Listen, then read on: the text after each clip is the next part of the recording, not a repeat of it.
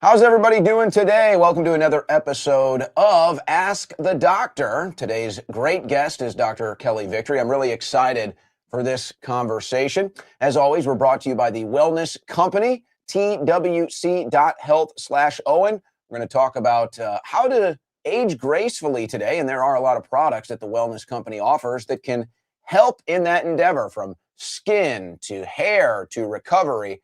And so we've been talking about in kind of the media world, a little bit of politics, culture, but looks maxing and trying to get the most out of yourself. Try to be the best physical, attractive person that you can be beyond maybe just exercise, weightlifting, physique, skin, hair, shining, all of this stuff. We're going to talk about it today with Dr. Kelly Victory. And, Dr. Victory, when I have all these great guests on the show, the team of doctors at the Wellness Company, the one thing that always shocks me and it shocks the audience, you guys all look great. You guys all look great. You don't need to age yourself here, but let me just say, I know how old you guys are and you all look great for your age. And so I'm sure there's a lot of women tuning in today and they say, wow, if I can look as good as Dr. Victory at that age, I need to know what to do.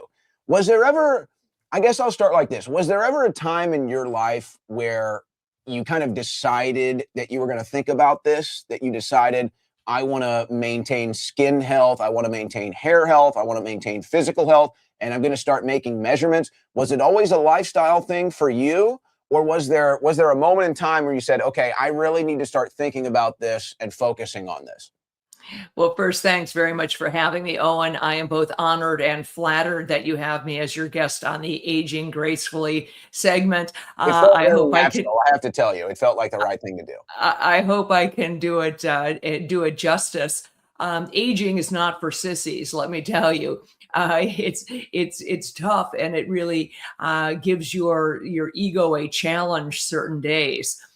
For me, I have to say, health and wellness has been a lifestyle from the time as long back as I can remember. I was always very, very active as a child. I was a serious athlete, participated in sports.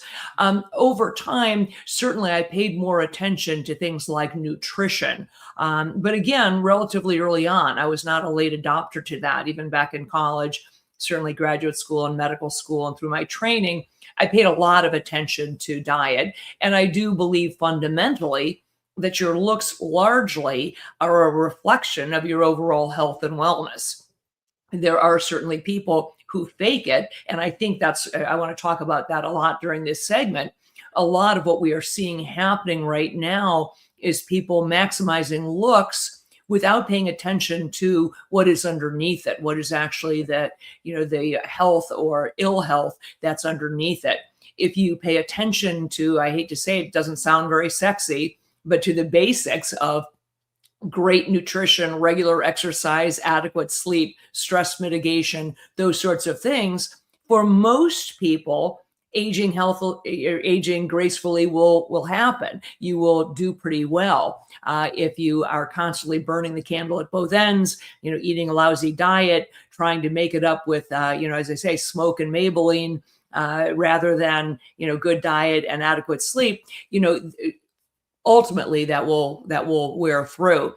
Certainly people in Hollywood have access to a lot of stuff that I simply, I choose not to do. I've had so many surgeries myself that were not elective, orthopedic issues or other issues that I would never personally choose to have plastic surgery for vanity's sake. That's just a personal choice. I know that as a surgeon myself, that there are no surgical procedures that are not without risks. So I personally made the choice that I would do everything I could within the scope of health and wellness to keep looking as good as I could, but that I wouldn't go down the path, and I won't go down the path of a quote facelift or other things of those sorts. But I think for me, I've had a lifelong commitment to it. As time goes on, we've learned more. We've learned a lot more about nutrition and a lot of the things, and we'll get into this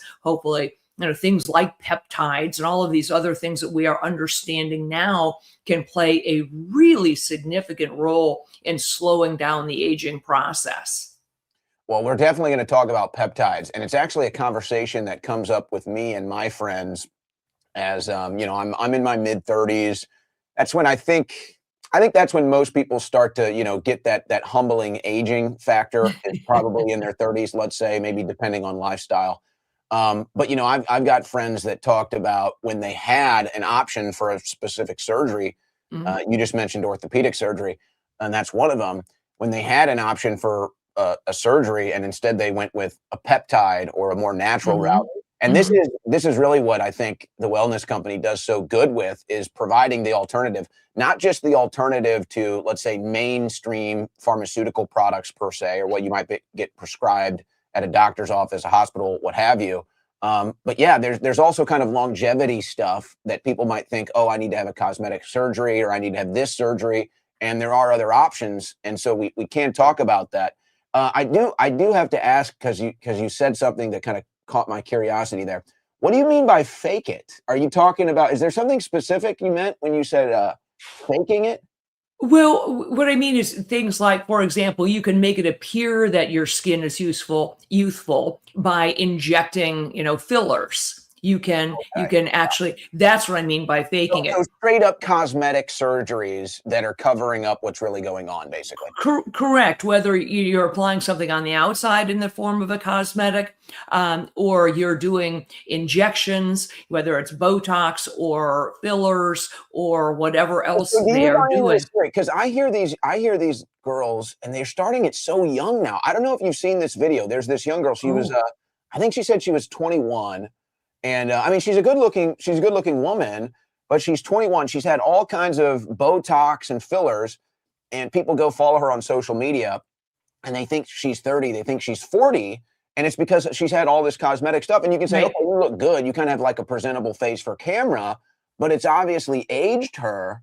So is this Correct. something? But so I hear these girls talk about it, and I don't know if this is something that they're kind of coming up with their own head, or if doctors are telling them this, but they're like, oh no, this is actually healthy for me. The Botox is healthy for me. The fillers are healthy for me. Right.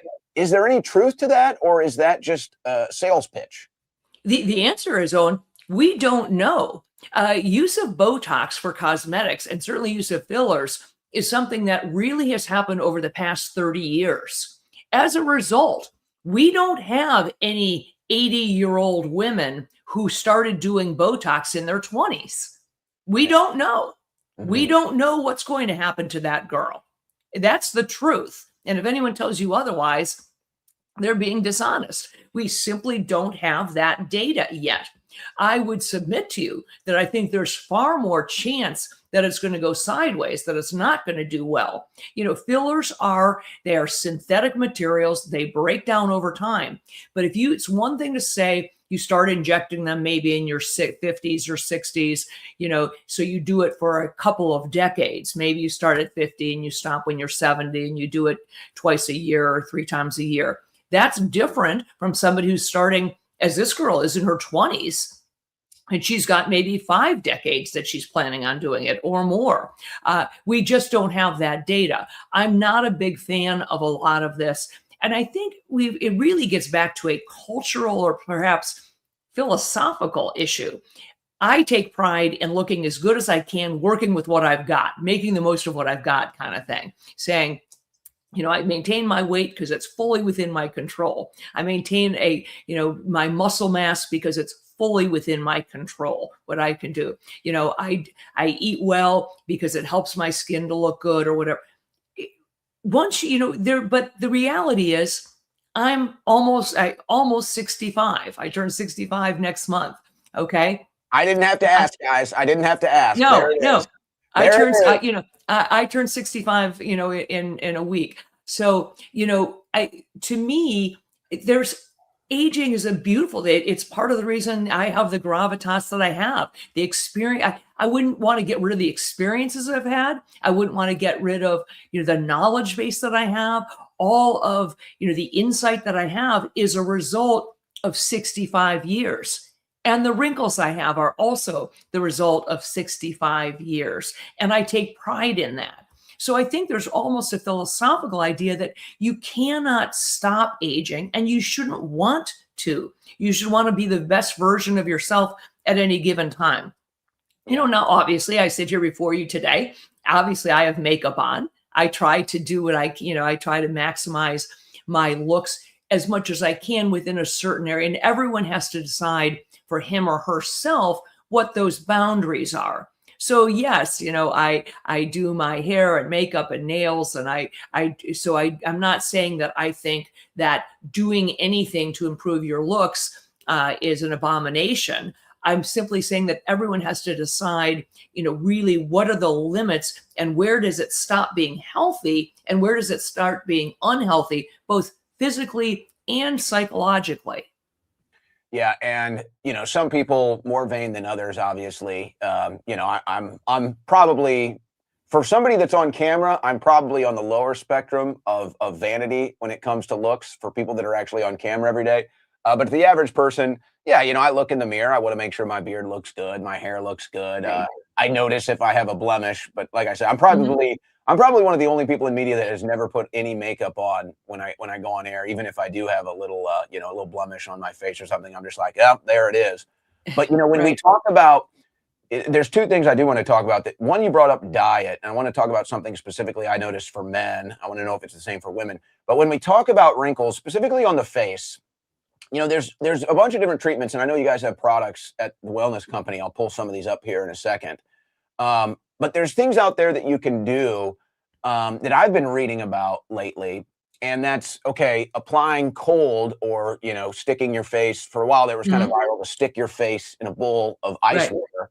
Mhm. I did start to apply that tactic in the morning. I'll either wake up. This is what I did this morning. I'll either wake up and just hop right in a cold shower to just like Mhm. shock Right. myself awake if I need to get going, or if I've kind of got time in the morning to kind of just take things slow, I'll fill up my sink with cold water Mhm. and just Mhm. stick my face in it for about 60 seconds or so. And this is theoretically, this is supposed to help with aging. Hollywood has been doing this forever, before any of this stuff even existed. This has been going on in Hollywood. I also read, and this is where I'm a little skeptical. I also read that heat, though, can maybe have the opposite effect. And I'm somebody that sits in the sauna a lot. Most people prefer a hot shower. What do we Mhm. know? What do you know about, when we're dealing with wrinkles on the face, around your eyes and such? Is there really something there? Are we thinking about this? Heat, cold? Is there anything you've done over the years? Well, I think I have not done that, but I think that there's some good science around it, particularly the cold. Cold, a cold and for brief periods of time like that, absolutely. Number one, it decreases inflammation. So the quickest way to get rid of a lot of puffiness that happens overnight or from lack of sleep, whether you have bags under your eyes, is cold. And so ice is a great way to do it. Ice also, it constricts blood vessels, so it will get rid of a lot of that red blotchiness that people suffer from without question. We also have topicals.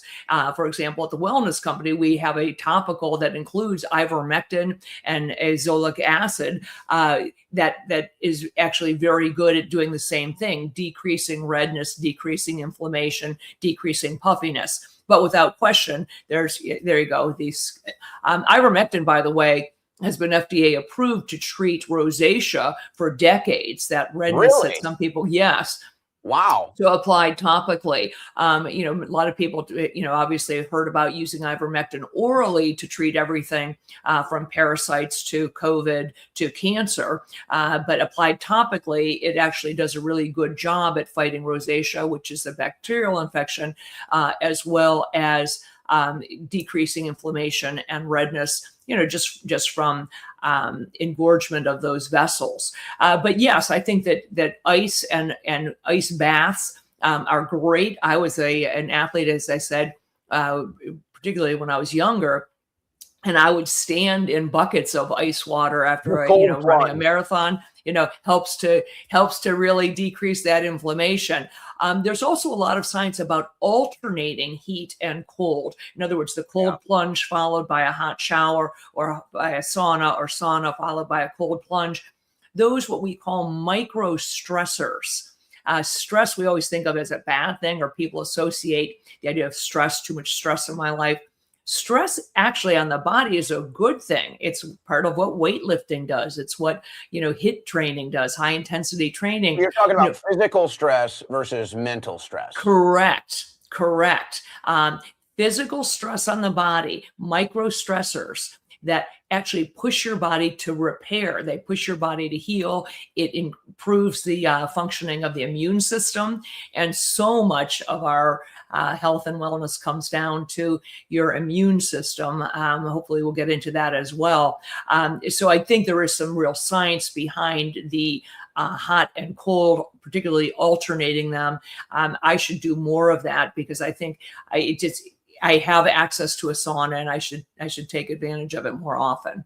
I hate the cold plunge. I've been trying to I've been trying to do more of it because there is so much science behind it. It's really just undeniable. I tried to convince myself. What I did was I tried to convince myself that there was no science behind it.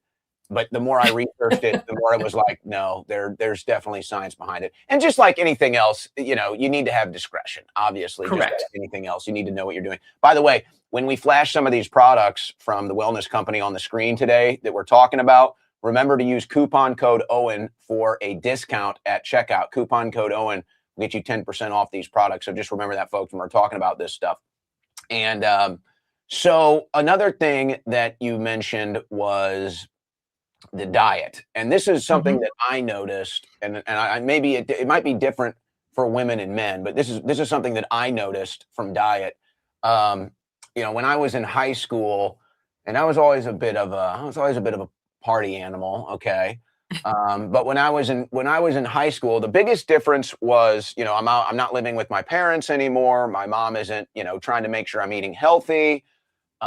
You're in college, you're broke, you're eating fast food, you're drinking more beer. Yeah, a lot of beer. And the one thing that I noticed, and it took so long, this is what's crazy, is that it took so long. So for young guys listening to this, and maybe you can talk about what happens with women, because I'm sure there's some differences. I noticed that it was like, once I got into college, because I was always exercising, but I was drinking this beer, and I would suggest not drinking any beer. I don't drink beer anymore, but I was drinking beer and I was eating fast food, and I lost my abs. And I was never somebody that was overweight or fat, but it was like I couldn't see my abs anymore. It was like they were gone, and it became this struggle kind of in my 20s to do that.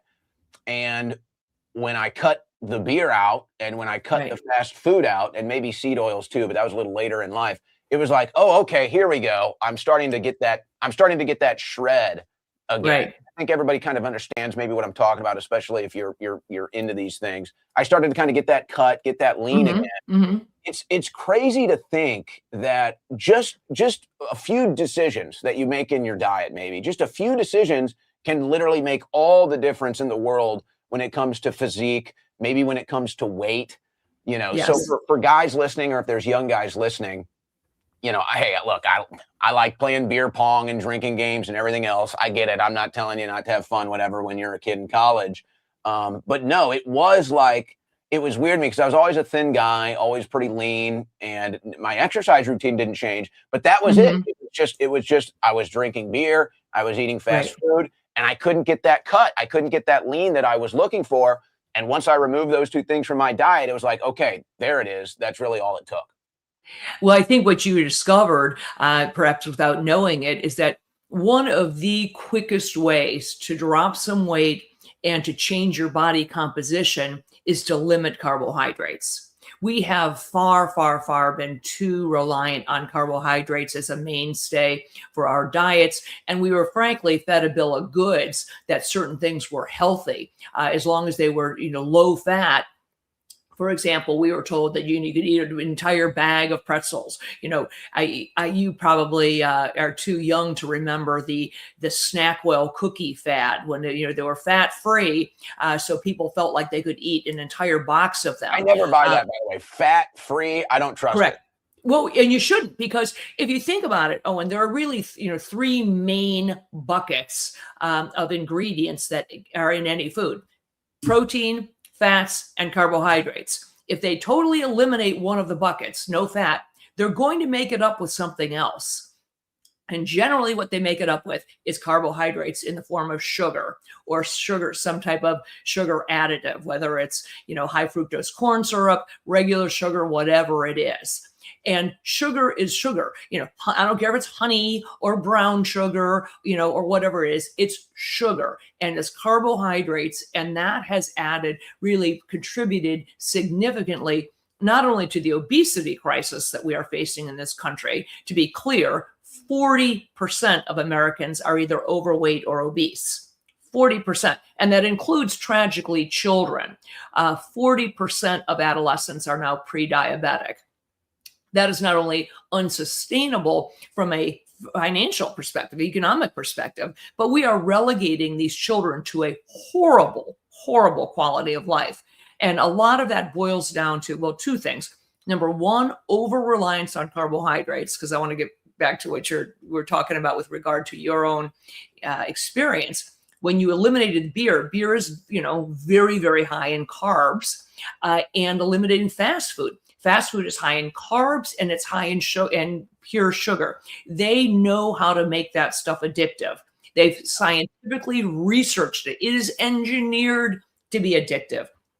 They know how much salt to add to sweet foods and how much sugar to add to salty foods so that you never get tired of eating them, so that you have an insatiable appetite for those French fries or the Doritos or whatever it is. So I'm not sitting here suggesting carnivore. I personally, am not a proponent of that necessarily. But I do think limiting carbohydrates is the best way to actually improve your health. Carbohydrates and sugar in particular are pro-inflammatory.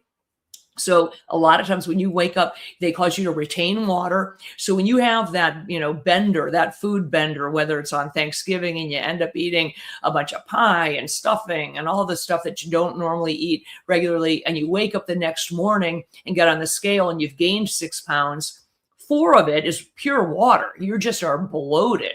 Carbohydrates and sugar make you retain water. They're pro-inflammatory, and they make it impossible to see things like your muscles that are underneath there, because you end up with a layer of fat and a layer of water that makes your body look very bloated.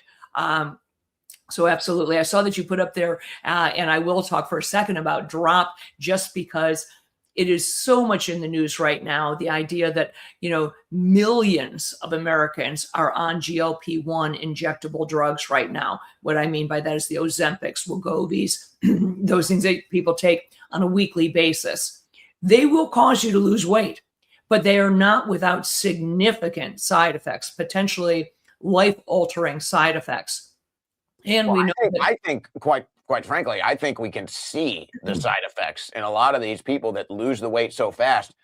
It almost ages them in kind of a shocking way. Yes. Well, it's what, when they say Ozempic face or Ozempic butt, it's because, and you're not only losing. Butt. I don't want to know about that one. Yeah, no, you're not. Well, because you lose not only fat, but you lose muscle. And what they are not telling people, and the reality is, it's one thing to lose skeletal muscle, quadriceps or biceps, where you can go back to the gym and try to gain those back. You also lose cardiac muscle, and you aren't regaining that. You lose heart muscle. Think about that. That is terrifying and not a good, you're putting yourself potentially at risk for downstream heart issues. We also know that people have developed pancreatitis, sudden blindness, gastric emptying issues. So it's one thing if you're that person who has 100 pounds to lose, and you are on the verge of having a heart attack, a stroke, having diabetes, then the risk-benefit calculation for that person might make sense. For the average person who needs to lose 8 or 12 or 20 pounds, injectable drugs are not the answer. The risk is too great. We have this product Drop at the Wellness Company. It is an oral version of these peptides, of a GLP-1. It's called retatrutide. It's taken on a daily basis orally, so no injection, but because it's taken daily, it allows you to control the amount of the drug that you have in your body more consistently, rather than having a big spike once a week when you take the injection, you are able to maintain that level. We've had fundamentally zero side effects. If taken as directed, people have not suffered from anything serious. If people have developed nausea, they simply decrease their dose. Because it's taken orally, you can titrate the dose to to what works for you, but it provides the same effects as the injectables. Namely, it decreases hunger. It eliminates that, what I call food noise, that constant chatter that for me is saying, eat the cookies, eat the cookies. I happen to really love sweets. So it is mind over matter for me. I just don't eat them because they are not good for me. And I don't like the outcome when I do, but it's tough. And so retatrutide or drop helps to control those cravings. And I think for most people, it gives them that little bit of liquid willpower not to give in and to stick to their goals.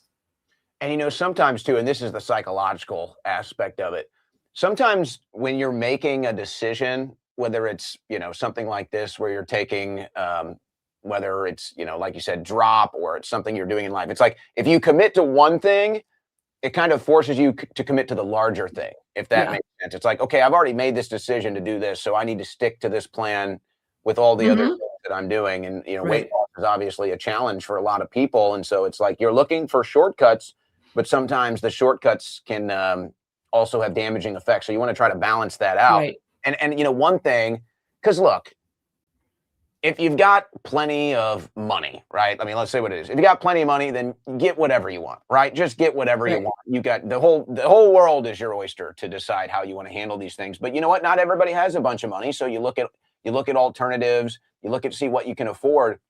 One thing is free, and that's called fasting.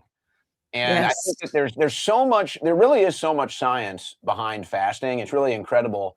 And, fasting sounds really hard. It sounds really brutal. And you're like, I don't want to starve and all of this stuff. And there's ways that you can do it. I think there's ways that you can do it that aren't so challenging, that aren't so brutal on your willpower. The one thing I say to people when I talk about fasting is, my trick is just be so busy that you don't even have time. That's kind of what happened to me yesterday. I didn't even realize it. I look up and my day was finished. It was about 8:00 at night. And I was just dealing with work and busy and gym all day. And then I wake up, I'm finished with my work day. It's 8:00 at night. And I'm like, oh, I haven't even eaten today. So I basically unintentionally did like an 18, 20-hour fast or whatever it was. So, that's just kind of a trick. Just if you want to try a fast, find a day where you're really busy, or find a day where you just schedule a bunch of stuff, have your whole plate full that day. No pun intended, because that's like a reverse pun. But fill your plate that day. And then the next thing you know, the day is done. You haven't eaten in 24 hours. You just did your first 24-hour fast. And you might even see the difference. You might literally see the difference in 24 hours. A lot of people do. But what about, are there any, obviously you don't want to take it to the extreme, but to me, it's like fasting. This has been known for, dare I say, thousands of years. Correct. Correct. The data on the benefits of fasting, Owen, are irrefutable. I'm a hardcore faster. I live by what people refer to as intermittent fasting. It's really limited food window, meaning I eat only during an 8-hour period of the day, and I refrain from eating for 16 hours.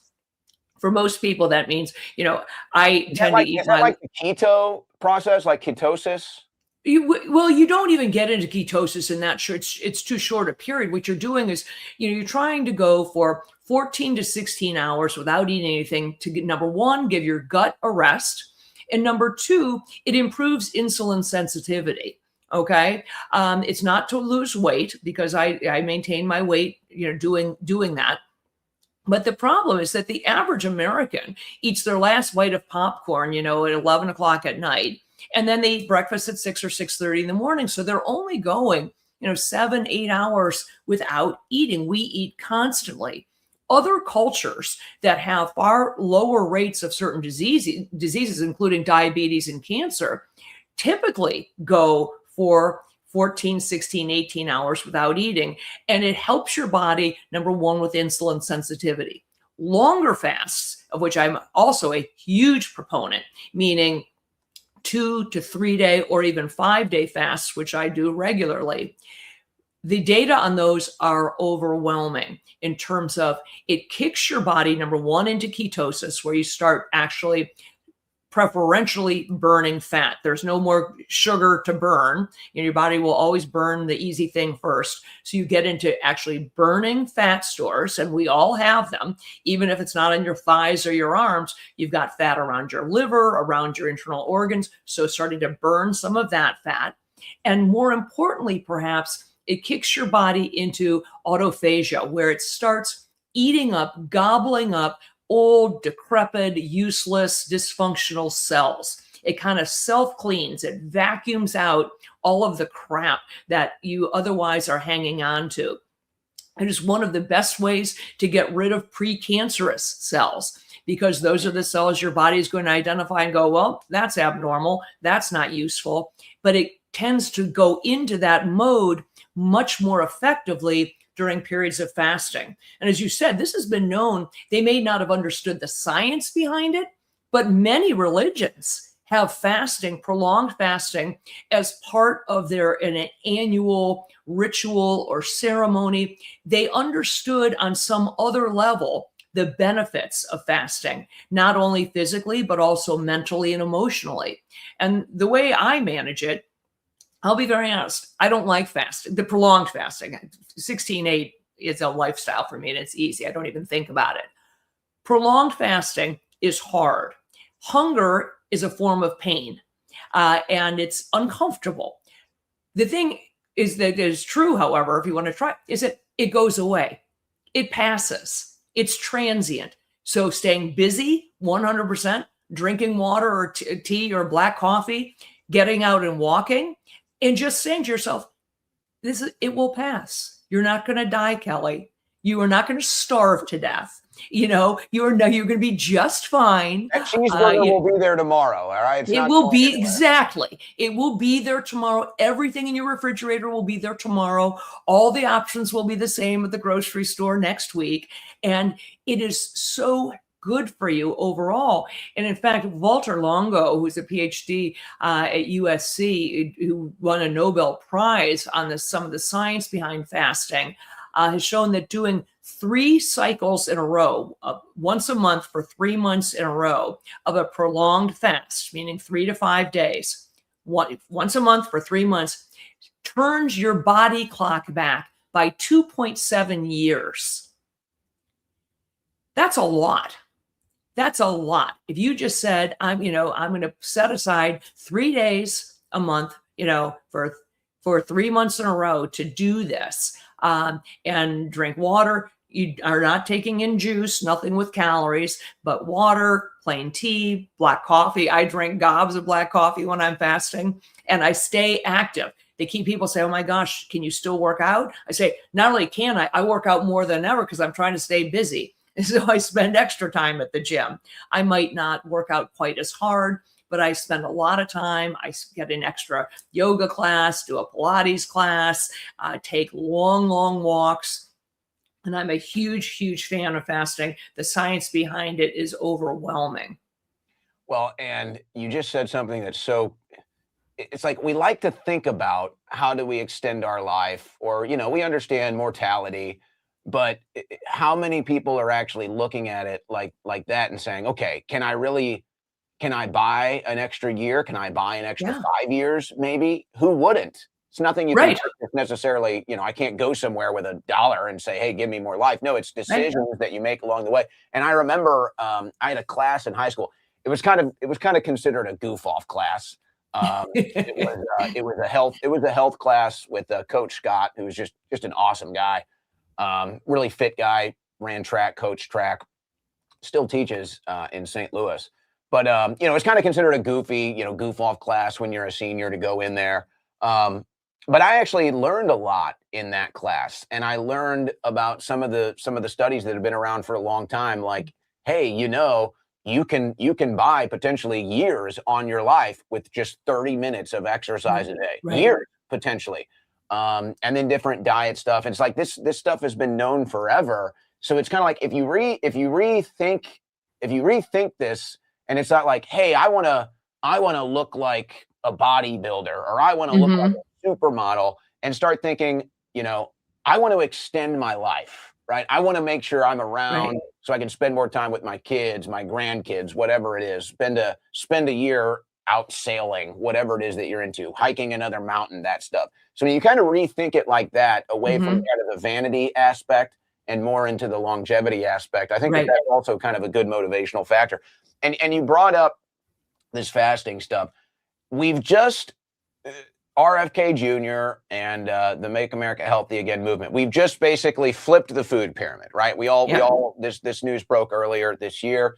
We're flipping the food pyramid. It was always a lie, whatever. They really tried to push that in Right. the 90s. Yeah, it was kind of not wasn't really talked about as much in the 2000s, but if you were around in the 90s, you kind of remember it was like everywhere. It was in the classroom, it was in the textbooks. Hmm. They'd run these commercials, they'd show you the food pyramid. Oh, it turns out it wasn't really necessarily the right thing. What about the idea? And I'm not. Hey, look, to each their own. But what about the concept even of 3 meals a day? It's kind of this new thing that's been adapted in the modern Western world.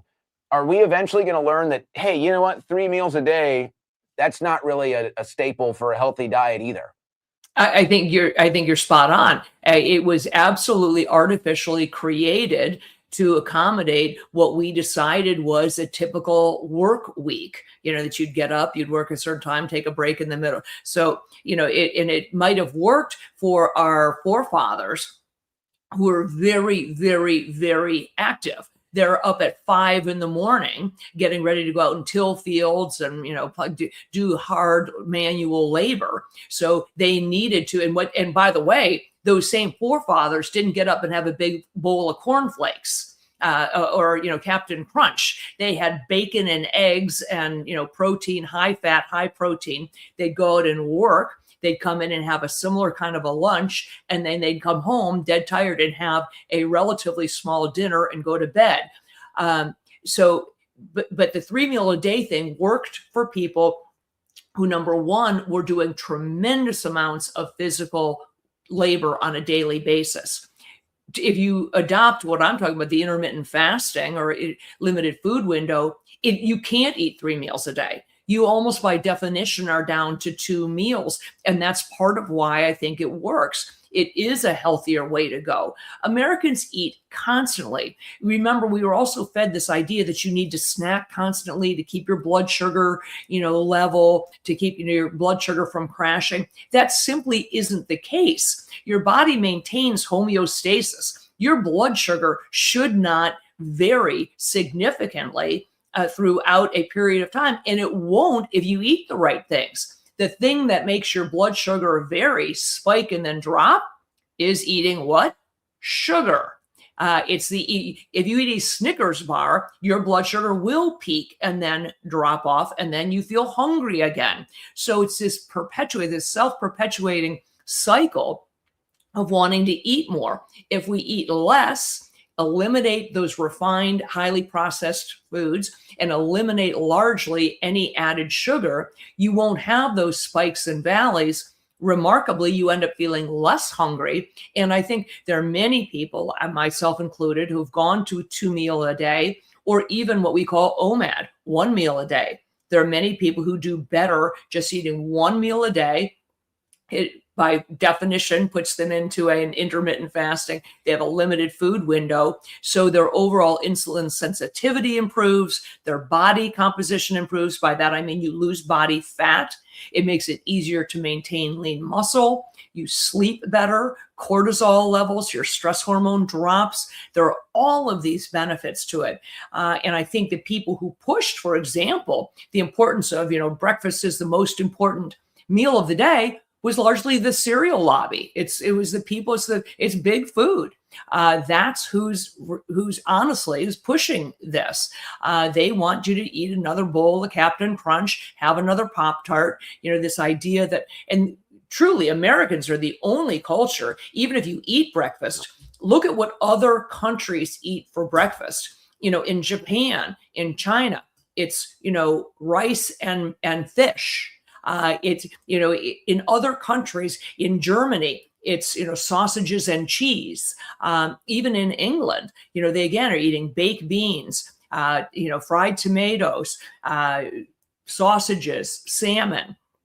This idea of getting up and eating a big sugar bomb, a croissant or a donut or a Pop-Tart, you've set your day off on the wrong foot. You're going to get a massive insulin surge with a subsequent drop, and your day is going to tumble on, and you end up fighting hunger and fighting, making bad choices for the rest of the day. And much of it, Owen, was driven by big ag and big food. It certainly was back in the 60s. The sugar lobby paid researchers at Harvard to say that what was causing obesity and heart disease was fat, saturated fat, butter, meat. They knew darn well it was sugar. But the scientists at Harvard either out and out falsified the studies or turned a blind eye to certain of the data and didn't publish it. But we know now that was bought and paid for by the sugar lobby, who didn't want people to know the problem, people, is sugar. Well, and I could go down so many different examples of that just from, the coverage that I do in the political world, the news world. There's so many different stories like that. It actually ends up blowing your mind. The one that we saw recently when there was this debate over SNAP benefits, you talk about, big food. There was this big debate over SNAP benefits, and what people came to find out was why are all these junk food products in the SNAP benefits, right? It's like why you don't need to eat this stuff. It's not healthy. But then you find out, oh yes, big food, these big companies were lobbying in DC, lobbying in Congress to extend the SNAP benefits so they could get their Coca-Colas or soda pop, whatever, so they could get their favorite bag of chips, all this other candy junk food.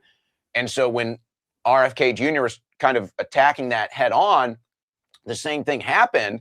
And the big food lobby came in and started throwing money into the political world, now into the social media world. And we saw these people kind of promoting, oh, we need to extend SNAP benefits and stuff. Those were paid campaigns. Those were literally paid lobbied campaigns. Correct. I have a little intimate information with that, but everybody kind of saw it, especially if you're on social media. It's like, no, this has been going on for a long time. Right. And so, of course, when you've got whatever the number is of dollars that go out for these SNAP benefits, well, when 50% of that is going right back into these big food companies, well, of course, they don't want to see their numbers drop. I mean, that's just raw numbers and economics right there. So they figure, hey, let's lobby to keep the SNAP benefits, feeding people their favorite chips and sodas, where RFK Jr. was trying to stop it. I don't know where that ended up. I think that fight is still ongoing right now in DC. But it's like, yeah, that's how this stuff works. Well, a couple of things. Number one, I absolutely support the idea that we have limited or eliminated that food allowance with SNAP benefits. To be clear, people who are on food subsidies, who are on the dole, who require taxpayer dollars to subsidize the food for themselves and their family, are largely also on the dole when it comes to healthcare. In other words, we are not only paying for their food, we are paying for those same people's health care. So it behooves us as a tax base to say, look, I'm not going to buy your Doritos and your donuts and your Coca-Cola because I don't want to pay for your diabetes and your heart disease and your osteoarthritis. And we're going to do both. So it's not meant to be punitive. It's simply saying, look, we have a vested interest in maintaining your health as well as, because we're on the hook for all of this and we can't sustain this. But to be clear, I am very, very supportive in general of what Bobby Kennedy's doing at HHS. I believe that the food pyramid absolutely needed to be revamped.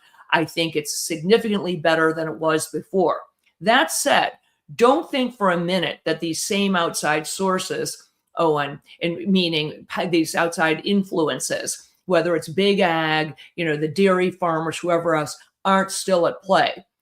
Something I'm not in support of with regard to the new guidelines is this idea that whole milk, returning whole milk, this big bugaboo, buzz about returning whole milk. To be honest, the data are pretty clear that large amounts of milk intake increased your risk of certain cancers, particularly prostate cancer in men. Human beings are the only animal on the planet that continues to drink milk after it's weaned. other mammals stop drinking milk once they are weaned from their mothers. Milk is intended as a fast growth way to give immunity from the mother to the infant, but it's a rapid growth product, and all rapid growth products fundamentally can end up causing cancer down the road, in addition to obesity. I suspect, I was not in the room, but Kelly Victory's suspicion is that this new, elevating milk and whole milk and all this talk about it was a concession from Brooke Rollins, Secretary of the Ag, to the dairy farmers in exchange for the idea that we were removing cereal from the bottom of the food pyramid. I guarantee that the dairy farmers were freaking out saying, wait a minute, cereal is the number one reason why children drink milk.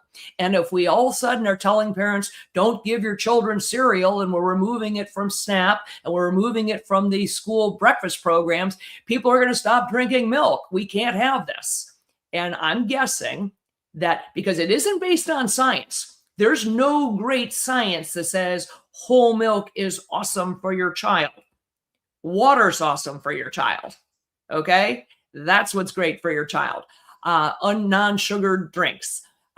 So I guess, and this is what bothers me, is I still think that there's a lot of dealing behind, back alley deals that get made that determine what ends up on the pyramid and what doesn't. And that bothers me, particularly because Bobby Kennedy and HHS have claimed, and I think largely they've stuck to it, but that they are going to go based on the science, not based on these outside forces. So somebody needs to show me the data, show me that study that says whole milk is really great for kids. That's interesting. I hadn't heard that before, and it makes sense to me. And I do want to get to what I think is going to be the heaviest topic of discussion today. But I will say, the one thing I'm curious if there's a difference between what you're talking about and pasteurized milk versus raw milk. Because I probably was barely drinking really any milk at all in my 20s and 30s, and I kind of got into the raw milk thing. And the only really studies I looked into and made that decision was because for somebody like me that likes to lift heavy weights, it was a good way to grow muscle mass, like you're saying. So I was kind of really into it because it was good for growing muscle mass and recovery, but I was drinking the raw milk. Is there a difference between the raw milk and pasteurized milk that we see on the shelves, or do you think it all kind of has the same realities to it? No, I do think there's a big difference. Pasteurized milk, it's heated. It's at high heat to kill off any potential pathogens that can be in the raw milk. And I understand their concern about raw milk, just like with, raw unpasteurized cheeses that you can buy everywhere else in the world, but you can't buy largely in the United States. And I do think that raw milk is likely significantly healthier for you because it has some of the nutrients that are not killed off during the heating and the pasteurization process. There's a reason why people can go to France and Italy and eat their body weight, not only in bread and pasta and not gain weight, but also cheese, because the pasteurization process turns these otherwise natural foods into, some version of themselves, not far from plastic. So I do think that raw milk is healthier. Whether or not we can make that sustainable nationally, I don't know. But again, I would maintain there are other forms of dairy, places to get calcium and places to get protein that don't include just drinking gallons of milk for the reasons that I said. All right, this is going to be the last topic for today, and I think it's the heaviest topic too. And I'll kind of tell you, the things I'm saying, the things I'm hearing, and then I want to get your take as the doctor here with the expert opinion. And, we're seeing this all the time, especially if you follow sports. There was another big injury last night in the NBA. These ACL tears, all kinds of soft muscle tears, MCL, Achilles. These things they seem to be happening more than normal. Now, I'm not asking for you to get into why you think athletes might be suffering from these injuries more than they otherwise might have been in the past. Probably has to do with, their muscle mass and other issues. Correct. Maybe they're not stretching enough. But here's what I'm hearing now, and I know that the wellness company that you guys are addressing this too. I have a friend who had a torn ACL, and he basically opted out of the surgery. This has all happened in the last year. He opted out of the surgery, and instead he went the route of peptides. And Hmm. I actually played basketball with him just last week. So we're talking about a year away Hmm. after an ACL tear, and he was back on the basketball floor. Now, granted, he wasn't competing at a high level. He didn't want to run with us, but he was out there Right. shooting around. He was out there back on the floor taking it slow. And I'm like, my mind is blown. I'm hearing this. He's like, yeah, I tore my ACL and I just took peptides and things are great here. I'm recovering. And I'm like, what? What? My sister she was a phenomenal athlete. She tore the ACL. She had to get surgery. I think that was because she was running on a fake AstroTurf field. But again, separate topic. My mind is blown here. I'm like, really? Now, obviously, there's a difference between your Achilles completely snapping at your leg, and you're going to have a surgery versus what might be, a small tear. But I mean, like, how can this be? My mind was blown when he said this to me. I never heard that before. I'm like, oh, ACL, you're having surgery. Like, you got to have surgery. He's like, no, didn't opted out of the surgery. Just started using peptides, and now I'm on my way to recovery. I'm back out here on the basketball court. I know you guys have a product. We'll talk about here in a second. But my mind was blown. Is this like, bring me back down to earth here? Seriously? You can recover from an ACL without surgery? Well, it depends. I suspect that he didn't have a total tear. Or Well, he like I didn't said, have a we're not talking rupture. a total He said tear where it's like, correct. yeah. So right, he didn't have a rupture. He had a tear that was a partial tear, and not all tears require surgical intervention. Some of them will heal. The problem with tendon injuries is that they don't have a great blood supply. So yeah, unlike a muscle belly tear or a laceration of your skin, there's not great blood flow to a tendon. So we tend to do more surgeries than we otherwise would. But small tears can heal on their own. Certainly, peptides are now one of the things that we are using to enhance cellular repair and tissue recovery. Other things that have been used, people have been injecting stem cells into that area, again, to enhance the healing process. PRP, plasma rich cells that you pull from yourself, spin down and re-inject blood into that area to help surround and bathe those tissues in the elements that they would normally get if they had a better blood supply themselves. So there are things that people have been doing for a long time. Why, by the way, we're seeing more of these, I think, is related to this over focus on the size, on muscle mass. People are getting a quadricep that is, a leg thigh muscle that is way bigger than the tendon that is connecting it, for example, to the patella, to the kneecap. The tendon, as your muscle gets bigger, the tendon doesn't. So you see people with these massive bicep, this Popeye bicep, but their biceps tendon is the same size as it ever was. The tendon didn't get bigger. So you end up with a muscle that when it contracts is capable of rupturing that tendon or pulling the tendon right off of the bone. So I think there's an over focus right now on the size of muscle versus speed and overall health, lung capacity, and the other things that really make you a great athlete. The best runners in the world, the fastest runners in the world are stick thin Nigerians. They don't have big quadriceps and big hamstrings in it. They are thin. They have remarkable lung capacity. Okay, their ability to exchange oxygen and manage lactic acid is huge. So I think we're focusing too much on that muscle, and we're going to continue to see these ruptures. But the wonderful thing is, if we can avoid a lot of these surgeries, because let's face it, the surgeries, and from your sister, they're debilitating. It's 6 months to 12 months at a minimum to get back to doing the sport that you love. I ruptured my Achilles. It was a disaster. It ended my running career tragically. It will never be the same. I had surgery because that's the only, really your only option with that if you want it to repair, but it was never the same. So the idea is, if we now have things like peptides that can improve the overall health and elasticity and tensile strength of the tendon, that would be terrific. And so this new product that we have from the wellness company, Regenerate, is the first of its kind triple peptide. It's an oral product that works at the cellular level to improve cellular repair, improve circulation, decrease inflammation. So it allows not only your ability to repair, but ideally to keep the tendon itself healthier in the first place, so it's less prone to rupture or to injury. So this is good for proactive as well. Yes, yes. There's no reason to think it's not, that it should be very good. We need to do more things.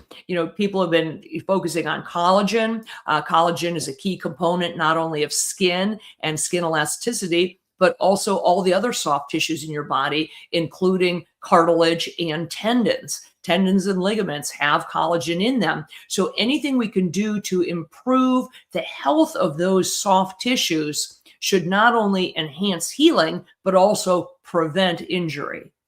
Well, and there's been so much, because I'm a big supplement guy.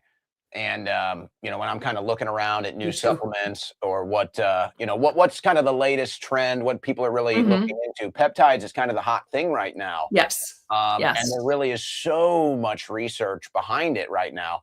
And if people like to listen to other podcasters that are maybe kind of into the health fitness world, I don't know if Rogan talks too much about this, but, he kind of gets into the health fitness stuff too. Peptides is kind of like the big thing right now that, wow, there's all this emerging research. There's all these new things that we're learning that the peptides can benefit when it comes to physical health. So I know that the wellness company is right on key with that as well here with Regenerate. I was just stunned because I hear about, again, I'm kind of into I like to exercise, play sports, weightlifting, and in that community, I'm starting hearing more about peptides. There's this buzz about peptides. Right. And then when I heard my buddy say, yeah, I avoided surgery with peptides, that's when it kind of blew my mind. I was like, holy smokes. I was like, that's a crazy thing to hear, especially with an injury where you only hear about surgery, right? You never hear about anything else. You only hear about surgery. So when you said that to me, I was like, for me, it was like, okay, I've now heard everything about peptides, and this stuff seems to be really working good for people. And just to demystify it for people, peptides are simply short chains of amino acids. Amino acids are the building blocks of proteins. So these are naturally occurring they are not synthetic per se, they're naturally occurring. But it's combining them in certain combinations of them together. And interestingly, peptides have been used both intravenously and orally, and now also topically. We have a product that includes topical peptides. The oral ones are in a proprietary sort of a liposome, a little sort of fat capsule that protects it from stomach acid. Same thing as the drop product, which is a peptide. If you simply take the peptide, you drop a protein, an amino acid chain into your stomach, it will get degraded immediately by stomach acid. So it needs to be encapsulated in something that will help to protect it from the stomach acid until it gets into the intestine where it can be absorbed. And that's what both of the drop product and the Regenerate product do that. So I think it's pretty exciting. And as you said, if some portion of people who don't end up having a horrific tendon injury or ligament injury and can avoid surgery entirely by using this, that would be great. And if it ends up helping people to maintain overall soft tissue, tendon, and ligament health, that's even better. And the one thing I have to say this before we sign off, because nobody said it yet, remember to stretch. Remember to stretch, guys. We never said that one time in the show today. No. So I want to make sure we tell people, hey, remember to stretch. Very, very important to stretch. I like to stretch before and after, but definitely after if you don't want that soreness and tightness. The other thing I'll say to bring it full circle, since this is really about aging gracefully, loss of flexibility is one of the biggest issues with aging. And one of the things that will end up, people in assisted living or a nursing home, one of the biggest predictors of whether or not you will be able to remain independent, Owen, is how flexible you are. Because it sounds silly, but the thing that will take you from living independently alone to needing a nursing home is the inability to put on your underwear, the inability to put on your socks, the inability to get a can of soup off of the shelf without falling. Falls are a huge problem, and maintaining flexibility through stretching is one of the easiest things you can do to maintain your independence. It also makes you look better, stand taller, hold your posture is better, but stretching is critically important, not only because it helps you avoid injuries, but because it helps you maintain your independence as you age. Well said. Great way to finish today's show. Remember, folks, if any of these products you're curious about them, go to twc.health/Owen. And there is the store there is huge, folks. We talked about a couple of the products today, but the store there is huge. It seems to be growing every day. And remember, coupon code Owen at checkout can get you 10% off. Coupon code Owen at checkout, twc.health/Owen.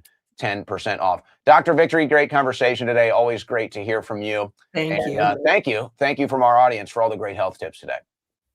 Thank you.